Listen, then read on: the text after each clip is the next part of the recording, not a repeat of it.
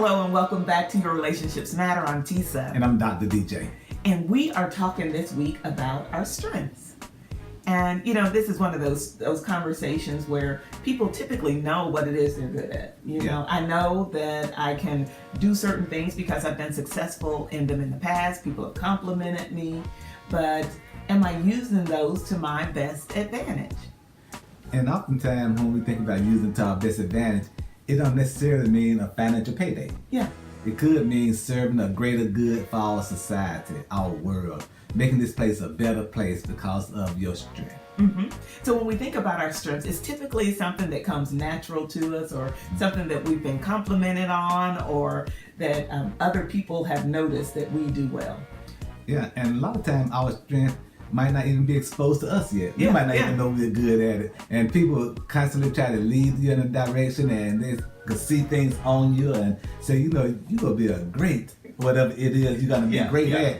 And you might not even have an interest in it. But because people constantly see their strength, listen to that voice of those people and start asking yourself, so what is it I'm doing to make people see this in me? Yeah. And then once you're able to see that, I even ask people, how you know I'm good at this? Or what makes me good at it? And when people tell you, start repeating it. I know, pay attention to that and remind yourself of it as you're going through tasks. One of the things that I've always said is that I'm not very creative.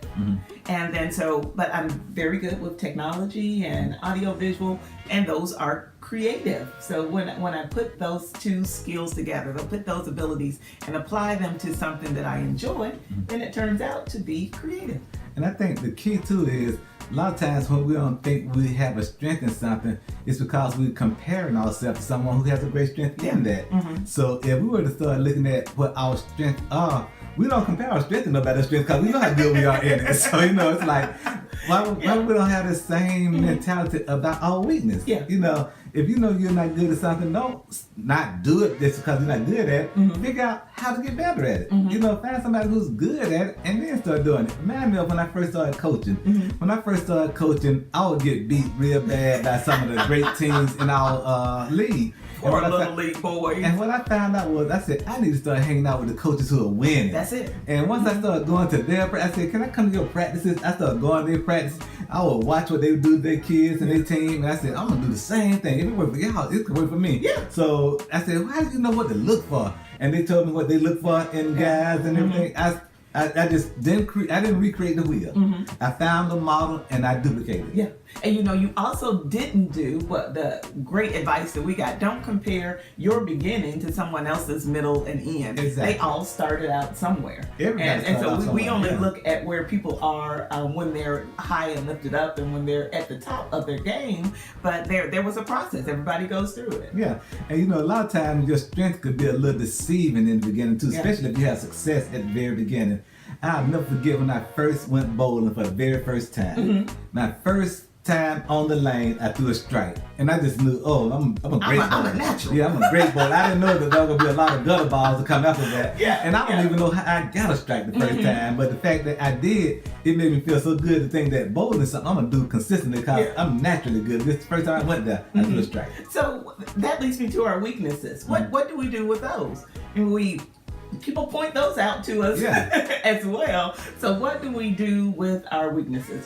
You and I have talked about this and worked in workshops where we say that you have like three options. You can cover it up and hide it, you can expose it, or you can fix it.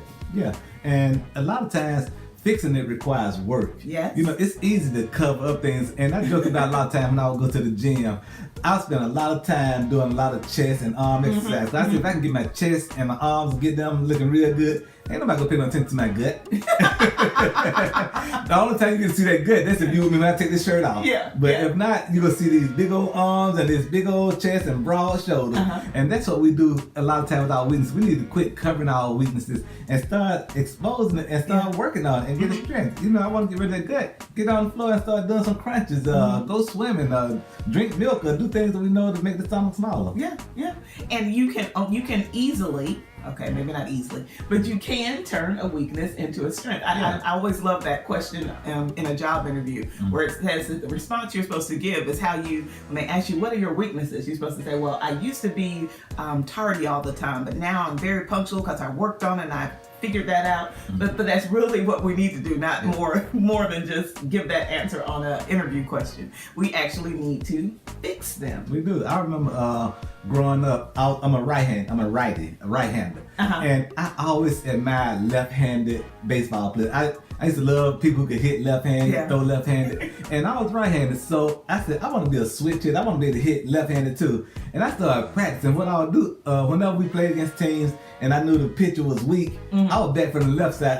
If we was in a game and we were winning by a lot, I started batting left-handed. And eventually I became a better left-handed place hitter than I did a right-hander. Right-hander was my power side, but left-hander came out of place. When I started batting left-handed, I could pretty much direct where I want the ball to go. And it was because I decided it was something I was going to start doing.